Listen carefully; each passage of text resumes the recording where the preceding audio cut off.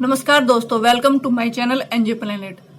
आज हम ग्रामर का बहुत ही बेसिक सा टॉपिक कवर करने जा रहे हैं जिसका नाम है वर्ब। वर्ब में हम आज इजारम, वाजवर और हैज हैव द हैड का यूज पढ़ेंगे।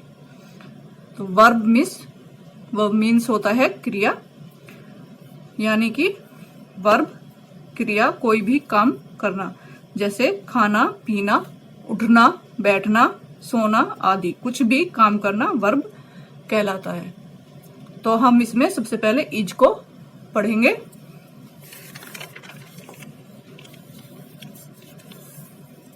Is used with third person singular pronouns and all singular nouns in the present tense.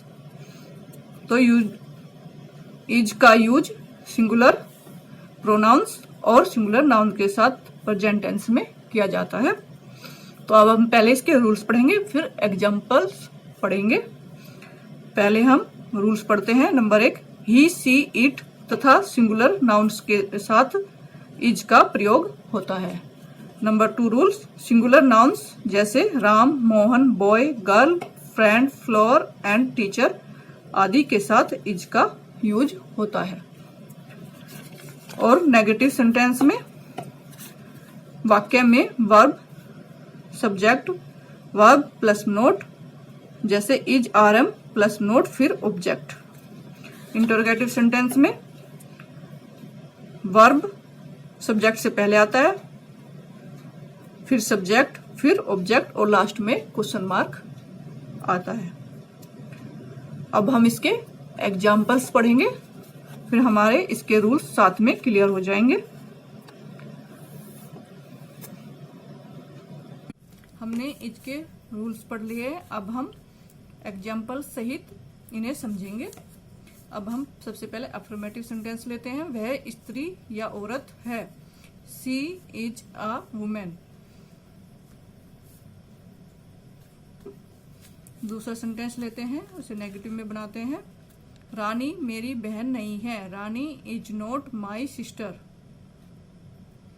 तो इसमें सिर्फ क्या चेंज हुआ है, इज के बाद नोट लग गया है नेगेटिव सेंटेंस में, और अफर्मेटिव में सब्जेक्ट के बाद इजारम का प्रयोग करते हैं। तो इज सिंगुलर सब्जेक्ट के साथ लगता है, तो सिंगुलर नाउन के साथ लगता है। अब हम तीसरा सेंटेंस लेते हैं, इंटरोगेटिव। क्या वह भिखारी है। Is he A beggar. Is subject से पहले आ गया है, उसके बाद सब्जेक्ट, फिर ऑब्जेक्ट और कोई लास्ट में क्वेश्चन मार्क। तो हमने ये तीनों तरह के सेंटेंस इज के समझ लिए हैं। अब हम एम का यूज पढ़ेंगे।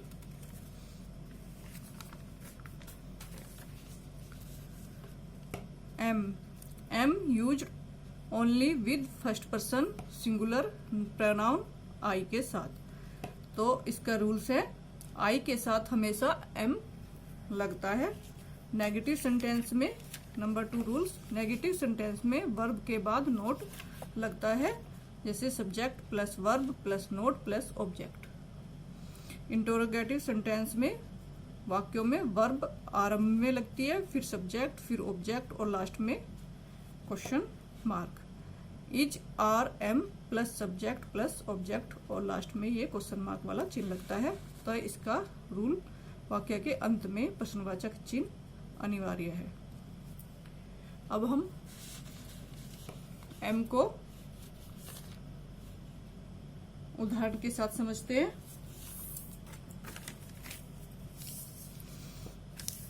हम फर्स्ट एग्जाम्पल अफर्मेटिव सेंटेंस लेते हैं। मैं बीमार हूं। I am ill. तो सिंपल अफर्मेटिव सेंटेंस में आई के साथ हमेशा एम लगेगा, उसके बाद ऑब्जेक्ट। मैं आपका शत्रु या दुश्मन नहीं हूं। नेगेटिव सेंटेंस में I am not your enemy. Am के बाद नोट लगता है, फिर object.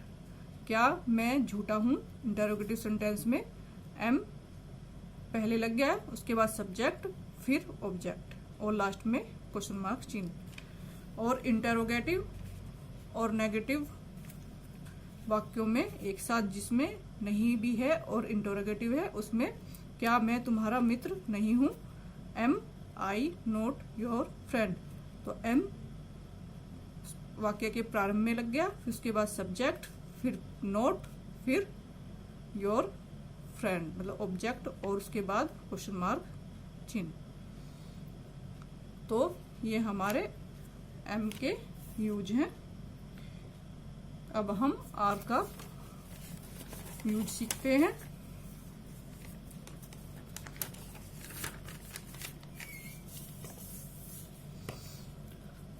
Are used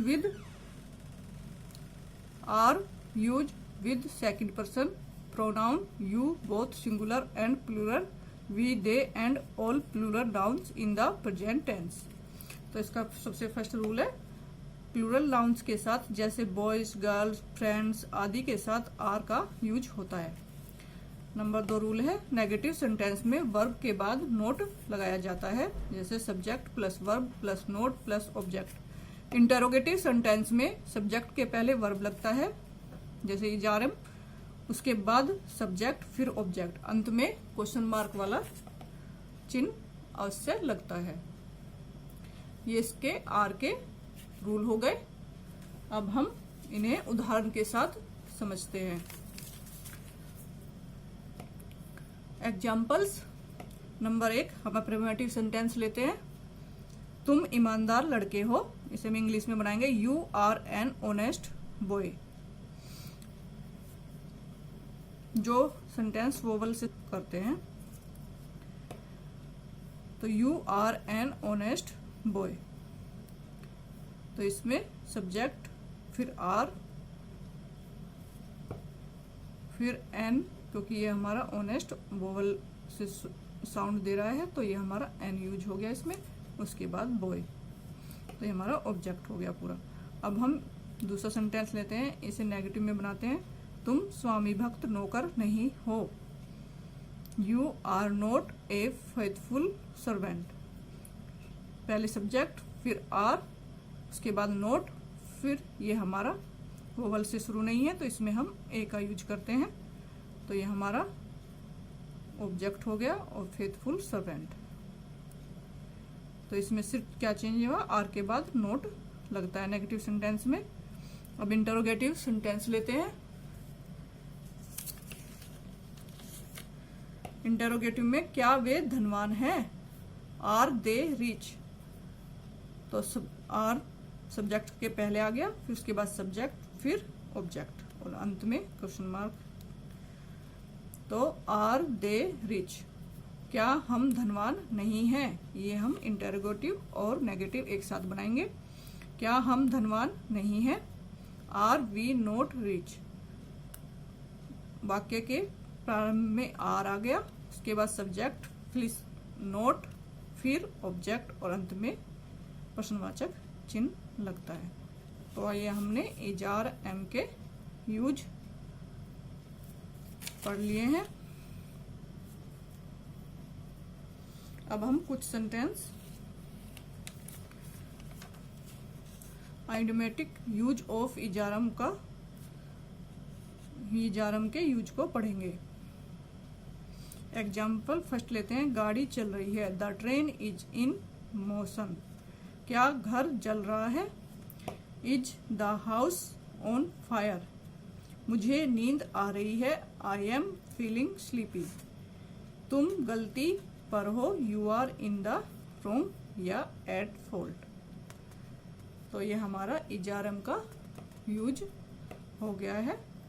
I hope आपको यहाँ तक क्लियर हो गया होगा।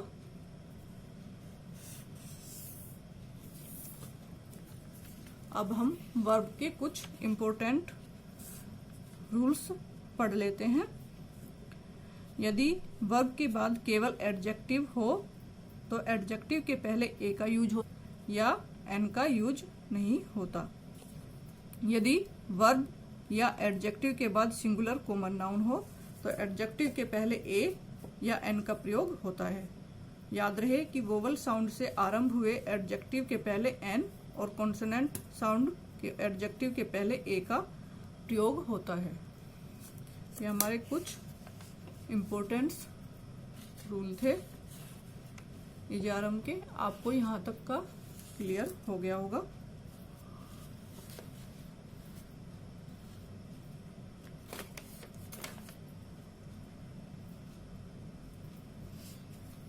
अब हम वाज वर्ब का यूज पढ़ेंगे। आज हम वर्ब पास्ट टेंस में वाज वर्ब का यूज पढ़ेंगे। पहले हम वाज को पढ़ेंगे, जिसमें ये पास्ट टेंस में होता है, जैसे था, थी आदि सेंटेंस में आते हैं लास्ट में। Use with pronouns of the third person he, she, it, singular noun and I. तो वाज को हम ही, सी, इट और सिंगुलर नाउन आई के साथ लगाते हैं।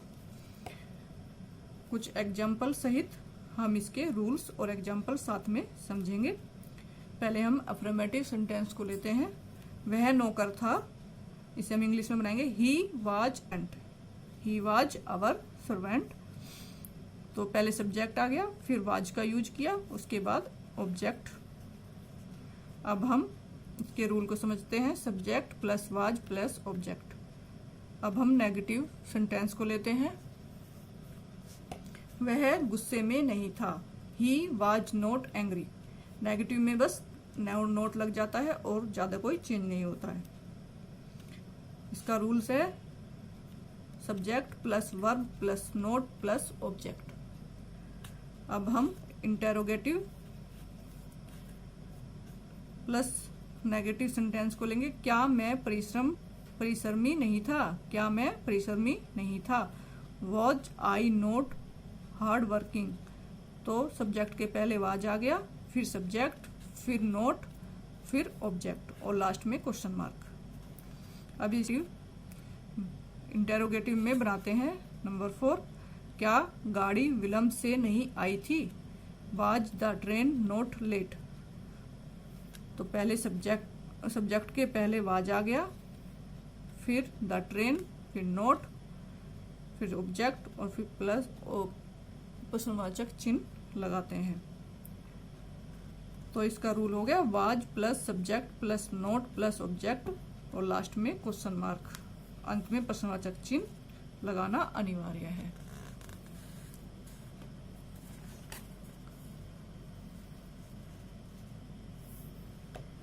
आई होप आपको यहां तक क्लियर हो गया होगा।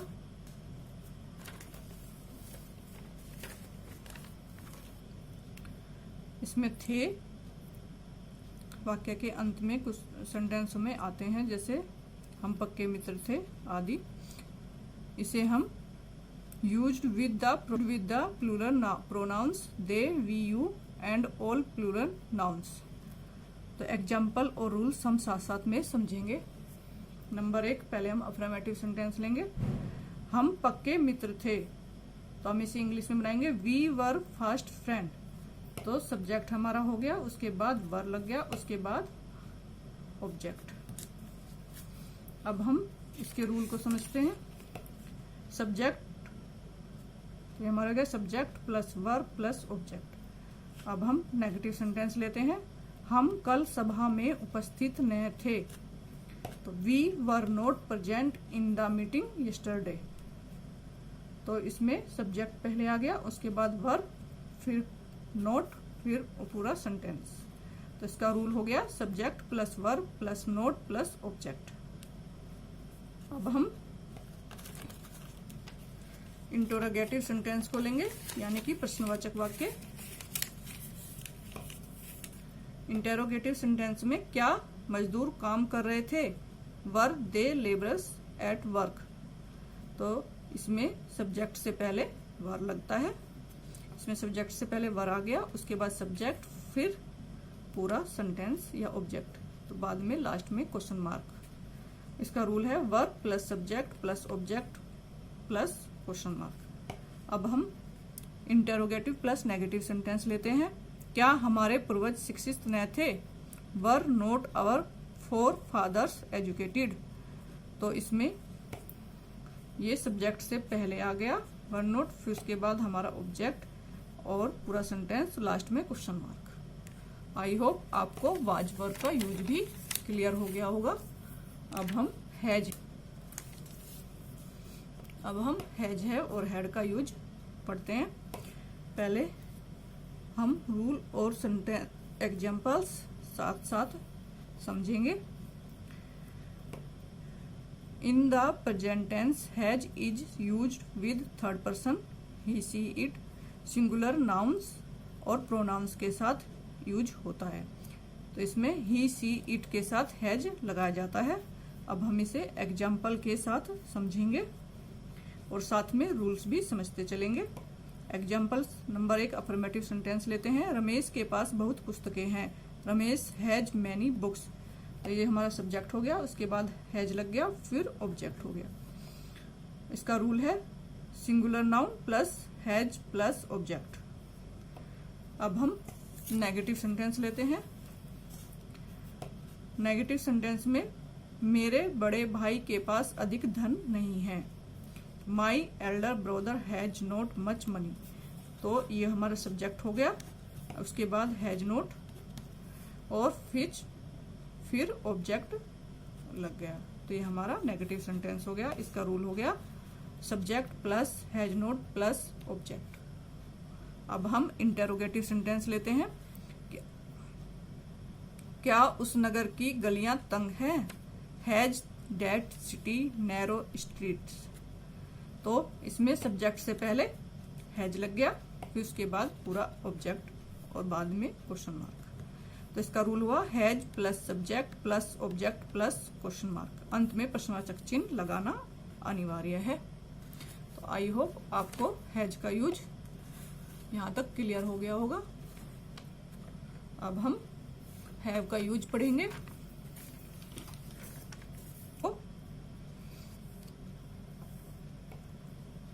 हैव को पढ़ेंगे। Have with plural pronouns of the second and third persons and plural nouns in present tense. तो यू वी दे आई के साथ हैव का प्रयोग होता है। अब हम इसके रूल्स और एग्जाम्पल साथ साथ समझेंगे। पहले नंबर 1 हम अफर्मेटिव सेंटेंस यानी कि सकारात्मक वाक्य लेते हैं। मेरे पास एक बहुमूल्य कलम है। I have a costly pen.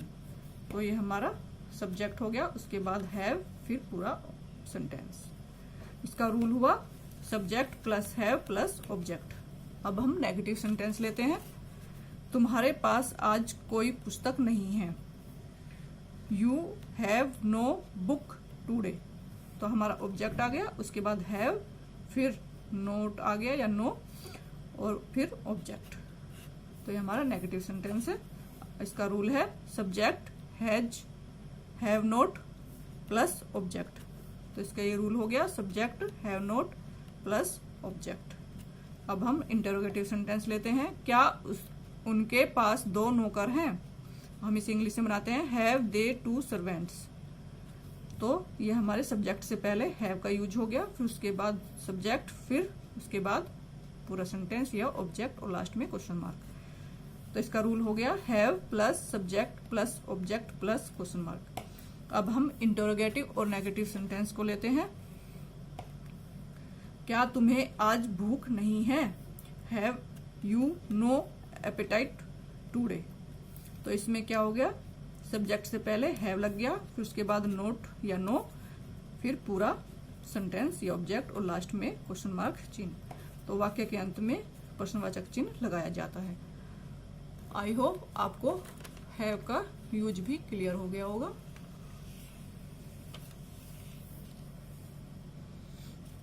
अब हम हैड का यूज पढ़ेंगे। हैड को हम पास्ट टेंस में पढ़ते हैं, जैसे used in the past tense with both singular and plural nouns and pronouns. Subject चाहे सिंगुलर हो या प्लूरल हो, हैड का प्रयोग ही किया जाता है। इसे हम एग्जाम्पल और रूल्स को साथ साथ समझकर चलेंगे। नंबर 1 हम पहले अफर्मेटिव सेंटेंस को लेंगे।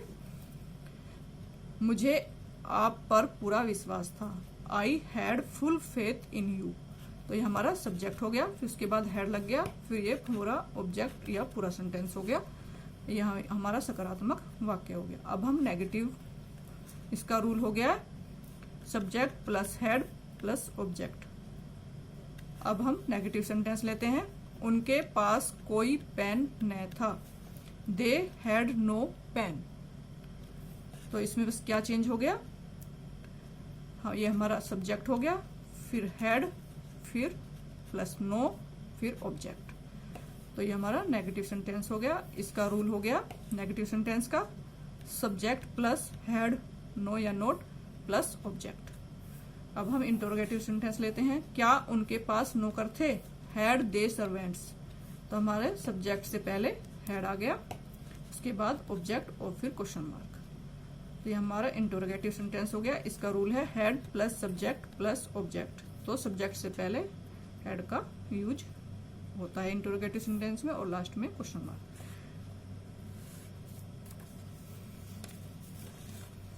क्या उनके पास नौकर न थे? Had they know servants. तो सब्जेक्ट से पहले हैड आ गया, उसके बाद नो, फिर ऑब्जेक्ट और लास्ट में क्वेश्चन मार्क। तो इसका रूल हो गया had plus subject plus note plus object, last में क्वेश्चन मार्क। वाक्य के अंत में क्वेश्चन मार्क चिन्ह या प्रश्नवाचक चिन्ह लगाना अनिवार्य है। तो ये इंटरोगेटिव सेंटेंस में सभी में लास्ट में प्रश्नवाचक चिन्ह लगता है।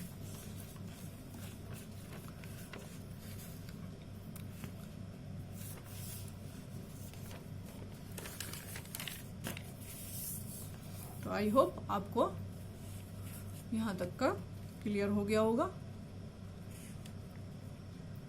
तो हमने आज इस वीडियो में वर्ब का यूज सीखा, जैसे इजारम, वाजवर, हैज, हैव, था, हैड। तो आज के लिए बस इतना ही, फिर मिलेंगे नेक्स्ट वीडियो में। तब तक के लिए थैंक यू, धन्यवाद।